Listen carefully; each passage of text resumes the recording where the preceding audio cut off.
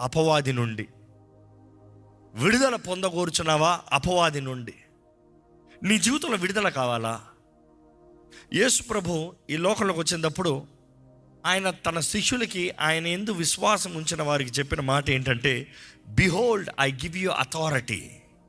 ఇదిగో నేను మీకు అధికారాన్ని ఇస్తున్నాను. ఎంతమంది ఇక్కడ రక్షించబడి బాప్తీసం తీసుకున్న వారు ఉన్నారో ఒకసారి చేతులు ఎత్తి హల్లెలూయా చెప్తారా? మీకు అధికారం అనుగ్రహించబడింది. ప్రతి యేసునందు విశ్వాసం ఉంచి ఆయనతో నిబంధన చేయబడిన వారు, ఆయన రక్తంలో కడగబడి ఆయన రక్తం ద్వారా శక్తిని అనుగ్రహించబడిన ప్రతి ఒక్కరికి దేవుడు అధికారాన్ని ఇచ్చాడు. శత్రు బలం అంతటి పైన అధికారాన్ని ఇచ్చాడు. శత్రు బలం అంతటి పైన అధికారం ఇచ్చాడు. So I'm repeating these versus ఎందుకంటే మీ మైండ్లోకి డైజెస్ట్ అవ్వాలని. మీకు అధికారం అనుగ్రహించబడింది. శత్రు బలం అంతటి పైకి మీకు అధికారం అనుగ్రహించబడింది. ఎంతమంది నమ్ముతారండి? I am not alone.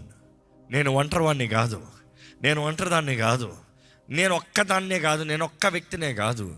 నా పక్షాన దేవుడు ఉన్నాడు, దేవుని దూతలు ఉన్నాయి, ఆయన సహాయం, ఆయన రాజ్యమంతా నా పక్షాన ఉంది. నేను ఒంటరివాణిగా దేవుడు నన్ను విడిచిపెట్టలేదు. ఆయన ఆత్మని నాతో ఉంచాడు. అందుకనే నేను విశ్వాసముతో బ్రతుకుతాను.